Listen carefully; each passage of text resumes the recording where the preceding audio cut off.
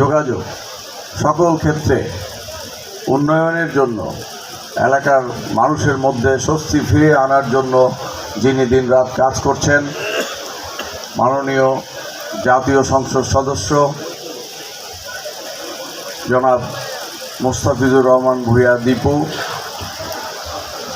আমাদের মাঝে উপস্থিত আছেন নারায়ণগঞ্জ জেলা বিএনপির সংগ্রামী যুগ্ম আহ্বায়ক জনাব শরীফুল ইসলাম টুডুল চেয়ারম্যান সাহেব, আমাদের মাঝে উপস্থিত আছেন জেলা বিএনপির সাবেক সাধারণ সম্পাদক জননেতা জনাব গোলাম ফারুক খোকন, উপস্থিত আছেন বিশিষ্ট ব্যবসায়ী, একসময় যিনি এই রূপগঞ্জ থানা বিএনপির সাধারণ সম্পাদক ছিলেন, বিশিষ্ট শিল্পপতি জনাব নুরুজ্জামান খান সহ বিএনপি অঙ্গ সংগঠন এবং সাধারণ জনগণ, আগত নেতৃবৃন্দ, আসসালামু আলাইকুম।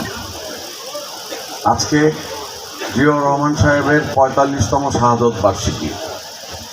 এই ৪৫ বছর যাবৎ আমরা কিন্তু এইভাবেই শহীদ রাষ্ট্রপতি জিয়াউর রহমানকে স্মরণ করছি। শত প্রতিকূলতার মধ্যেও গত ১৫ বছর ফ্যাসিস্ট শাসন আমলে আমাদের কি দুঃসময় ছিল, কি ভয়ের মধ্যে আমরা ছিলাম, কি আতঙ্কের মধ্যে ছিলাম, কখন গ্রেপ্তার হয়ে যাই, কখন গুম হয়ে যাই, কখন খুন হয়ে যাই। সেরকম আতঙ্ক মাথায় নিয়েও আমরা কিন্তু শহীদ রাষ্ট্রপতি জিয়াউর রহমানের শাহাদত বার্ষিকীগুলো আমরা কিন্তু যথাযোগ্য মর্যাদায় আমরা পালন করেছি, দেশবাসী পালন করেছে। কিন্তু আমরা দেখলাম এই যে কিছুদিন আগে যে ফ্যাসিস্ট সরকার পালিয়ে গেল, তারপরে যে 15ই আগস্ট হইল, একজন আওয়ামী লীগের নেতাকেও তাদের নেতাকে স্মরণ করে একটা মিলাদ পড়ানোর জন্য কাউকে আমরা খুঁজে পাইনি। আর আমরা হামলা মামলা সহ্য করে আমাদের 25,000 নেতাকর্মী গত 15 বছরে শহীদ হয়েছে পুলিশের গুলিতে, না হয় আওয়ামী ফ্যাসিস্ট গুন্ডা বাহিনীর গুলিতে। আমাদের 25,000 নেতাকর্মী খুন হয়েছে, 4,000 নেতাকর্মী গুম হয়েছে, 60 লক্ষ নেতাকর্মীর বিরুদ্ধে মিথ্যা মামলা দিয়েছে। আর দিনের পর দিন আমাদের এই নেতৃবৃন্দ কারাগারের অন্ধকার প্রকোষ্ঠে দিনাতিপাত করেছে। আজকে ধরে নিয়ে গেছে, 1 মাস 2 মাস পরে জামিন নিয়ে এসে আবারও আমরা রাজপথে ফিরে এসেছি। আমরা কিন্তু ঘরে ফিরে যাইনি, কারণ আমরা দেশকে ভালোবাসি। আমাদের নেতা শহীদ রাষ্ট্রপতি জিয়াউর রহমান একজন দেশপ্রেমিক ছিলেন। তিনি আমাদেরকে কিভাবে দেশকে ভালোবাসতে হয় সেটাই শিখিয়েছেন। কিভাবে শহীদ রাষ্ট্রপতি জিয়াউর রহমান দেশপ্রেমিক ছিলেন, ছোট্ট একটি প্রমাণ। উনি সেনাবাহিনীতে কর্মরত ছিলেন, খুব ছোট অফিসার, মাত্র মেজর, তার উপরে অনেক ঊর্ধ্বতন অফিসাররা ছিলেন। যেই মুহূর্তে পাকিস্তানি বাহিনী আমাদের নিরীহ মা বোনদের উপরে, আমাদের নিরীহ জনগণের উপরে 26শে মার্চ কালো রাত্রিতে যেদিন ঝাঁপিয়ে পড়লেন নির্বিচারে, পাকিস্তানি বাহিনী আমাদেরকে হত্যা শুরু করলেন, সেই সময় কোনো আওয়ামী লীগের দায়িত্বশীল নেতাকে বাংলাদেশের জনগণ খুঁজে পায় নাই। তারা প্রাণ ভয়ে কেউ আত্মসমর্পণ করেছে, কিংবা কেউ প্রাণ ভয়ে দেশের বাইরে পালিয়ে গিয়েছে। এই পালিয়ে যাওয়া তাদের সেই 71 সালের অভ্যাস। সেই অভ্যাস থেকেই এই 5ই আগস্ট তারা দেশ থেকে পালিয়ে গেছে। এর আগেও আমরা অনেককে দেখেছি বোরকা পরে পালিয়ে যেতে দেখেছি। এই পালিয়ে যাওয়া তাদের নতুন কোনো অভ্যাস নয়।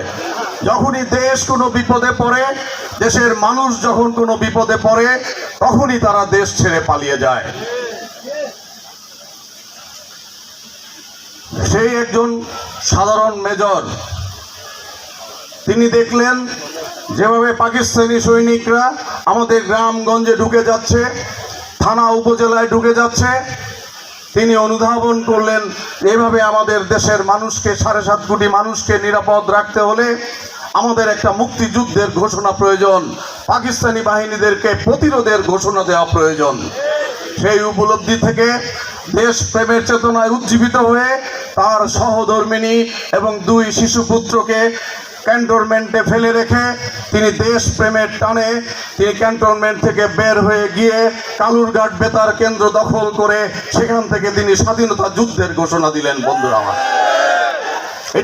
এটাই তো দেশপ্রেম।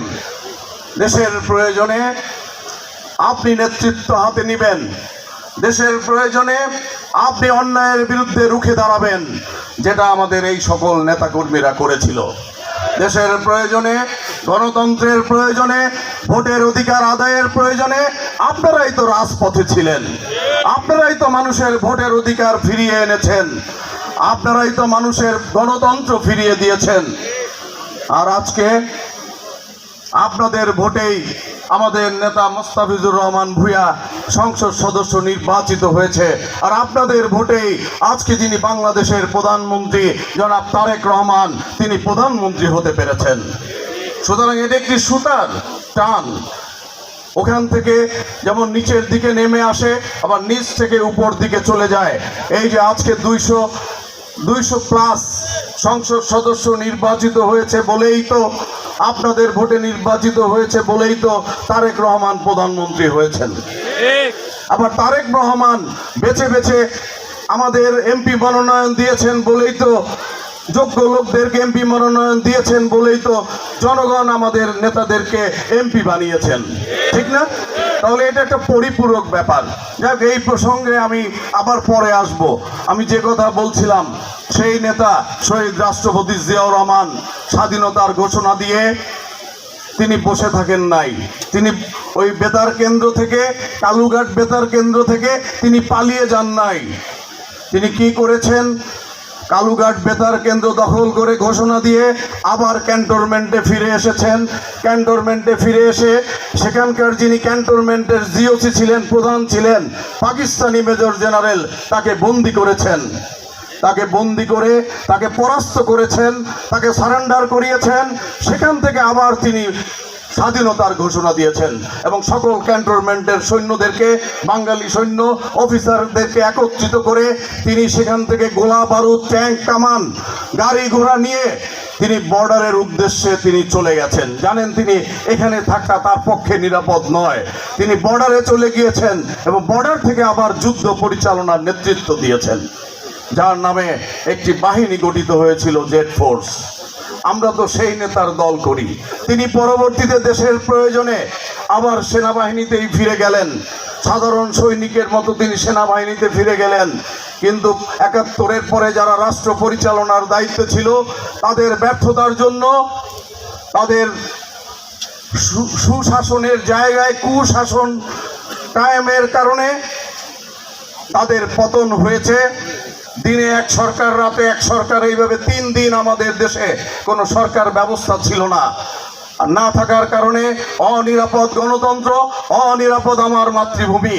সেই অনিরাপদ মাতৃভূমি, অনিরাপদ গণতন্ত্রকে আবার সংবিধানের ধারায় ফিরিয়ে আনলেন শহীদ রাষ্ট্রপতি জিয়াউর রহমান। আবারও বেতার কেন্দ্রে গিয়ে তিনি বললেন, ভাইয়েরা, আপনারা যে যার জায়গায়, যে যার কাজে ফিরে যান, সংবিধান অনুযায়ী দেশ চলবে। এই লোকটা তো সংবিধানকে ভালোবেসেছিলেন, এই লোকটা তো বাংলাদেশের প্রতিটা ইঞ্চি ইঞ্চি ভূখণ্ড মাটিকে ভালোবেসেছিলেন। কাজে এই লোকটার দল করি বলেই তো আমরা দেশপ্রেমিক হতে পেরেছি। সুতরাং আমাদের মনে রাখতে হবে, শহীদ রাষ্ট্রপতি জিয়াউর রহমান বাংলাদেশে আবার সুশাসন ফিরিয়ে আনলেন।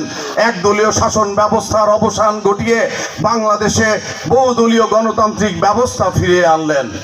মনে রাখতে হবে, চক্রান্তকারীরা শহীদ রাষ্ট্রপতি জিয়াউর রহমানকে হত্যা করে বাংলাদেশের গণতন্ত্র, বাংলাদেশের স্বাধীনতা, সার্বভৌমত্বের সূর্যকে অস্তমিত করে দিতে চেয়েছিল।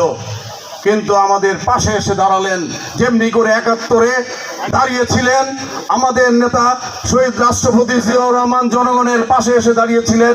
আবারও সেই হারানো গণতন্ত্র এবং হারানো ভূখণ্ড, যে ভূখণ্ডের দায় কেউ নিচ্ছিল না, যে ভূখণ্ড পরাধীন ভূখণ্ডে পরিণত হওয়ার পথে, সেই ভূখণ্ডের আবারও দায় নিলেন। কে নিলেন?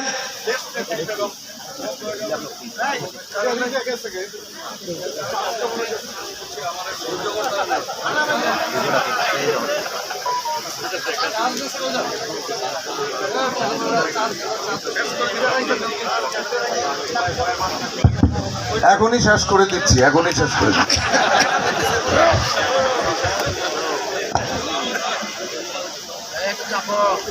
শেষ করে দেয় না,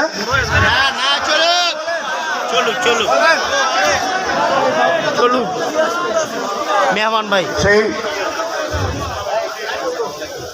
সেই সময় আবার পাশে এসে কে দাঁড়ালেন? দাঁড়ালেন আমাদের নেত্রী, আমাদের মা। 9 বছর স্বৈরাচারের বিরুদ্ধে আন্দোলন সংগ্রাম করে অত্যাচার নিপীড়িত হয়ে দেশে গণতন্ত্র ফিরিয়ে আনলেন শহীদ রাষ্ট্রপতি জিয়াউর রহমান। বাংলাদেশে বহুদলীয় গণতন্ত্র ফিরিয়ে আনলেন।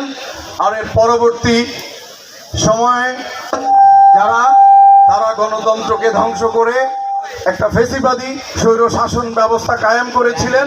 আবার দেশনেত্রী বেগম খালেদা জিয়া দায়িত্ব নিয়ে দেশে সংসদীয় গণতন্ত্র কায়েম করলেন। এই যে আজকে যে সংসদীয় গণতন্ত্র আমরা সংসদ সদস্যদেরকে পাচ্ছি, এই সংসদীয় গণতন্ত্র কিন্তু বেগম খালেদা জিয়া আবার আমাদেরকে ফিরিয়ে দিলেন। সুতরাং এগুলো বলতে হবে এই কারণে, যারা ওই যে গুপ্ত সংগঠন, গুপ্ত এবং সুপ্তরা মিলে আমাদের বিরুদ্ধে ষড়যন্ত্র করতে চায়, আর আমরা প্রকাশ্যে মানুষের সেবা করে মানুষের আস্থা এবং ভালোবাসা অর্জন করতে চাই, তাদের সঙ্গে আমাদের পার্থক্য এটা। তারা বলে মরার পরে আপনারা জান্নাত পাবেন, আর আমরা দুনিয়াতেই জান্নাত দেখাতে চাই। আমরা দুনিয়াতেই বাংলাদেশকে একটা শান্তির জায়গায় পরিণত করতে চাই। আমাদের নেতা তারেক রহমানের নেতৃত্বে আমরা এই বাংলাদেশকে, অশান্ত বাংলাদেশকে শান্ত করতে চাই। আমরা এই উন্নয়নশীল বাংলাদেশকে এটা উন্নততর বাংলাদেশে পরিণত করতে চাই। কাজে এই গুপ্ত সুপ্ত ফ্যাসিস্ট এবং স্বৈরাচারের সাথে আমাদের পার্থক্য শুধু এখানেই। এই কথাগুলো আপনারা গ্রামে গঞ্জে সব জায়গায় বলে দিবেন। আমাদের নেতাদেরকে দেখলে চেনা যায়, এটা ওয়ার্ড পর্যায়ের নেতাকে দেখলেও চেনা যায় যে এই লোকটা বিএনপির নেতা, এই লোকটা বিএনপি করে। কিন্তু অনেক পার্টি আছে, তাদের থানার নেতা, জেলার নেতাকে দেখলেও আপনারা চিনবেন না। গোপনে গোপনে কোথায় থাকে, কি করে, কিভাবে মানুষের মগজ ধোলাই করে, এগুলো কিন্তু আমাদের লক্ষ্য রাখতে হবে। সুতরাং এ থেকে বাঁচার জন্য, এই ফেতনা ফ্যাসাদ থেকে বাঁচার জন্য আমাদেরকে ভোকাল হতে হবে, আমাদেরকে বলতে হবে, সত্য কথাগুলো তুলে ধরতে হবে যে আমাদের নেতাই তো গণতন্ত্র দিয়েছিল, আমাদের নেতাই তো স্বাধীনতা এনে দিয়েছিল বাংলাদেশের। আবার আমাদের নেতৃত্ব স্বৈর শাসনের বিরুদ্ধে আন্দোলন করে 9 বছর গণতন্ত্র ফিরিয়ে দিয়েছিল। আবার আমাদের নেতৃত্ব 6 বছর ফেসিবাদের বিরুদ্ধে জেলখানায় থেকে জেল খেটে তারপরে আবার বাংলাদেশে গণতন্ত্র প্রতিষ্ঠিত করে দিয়ে গেছেন, ভোটের অধিকার প্রতিষ্ঠিত করে দিয়ে গেছেন।